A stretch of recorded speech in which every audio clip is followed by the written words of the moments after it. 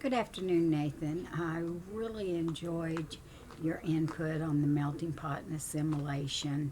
One couple things that you said was that when immigrants come over, they don't let cultures contribute to the melting pot, even though that's what the melting pot's supposed to be about. Um, they expect them to conform automatically to American ways, and you seem to find this more and more. You know, the melting pot in the beginning was probably more like a melting pot, where everybody was throwing their different ways, different ideas in to, you know, uh, bring together a unified group. Where now, um, unification of the new people coming in means that you conform to the American ways. And the biggest conformity, of course, is learning to speak English. I don't think they should have to give up their language completely, um, but I do understand that they need to at least learn English to understand it.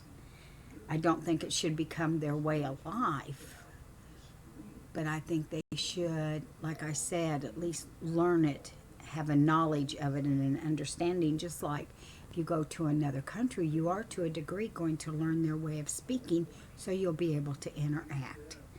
Um, and then another thing you said that I thought was really great was that Americans have tons and tons of culture, but is but is everything in society acceptable? And you brought out the point that no, it isn't. Uh, Once again, the immigrants coming from other countries are expected to make the change.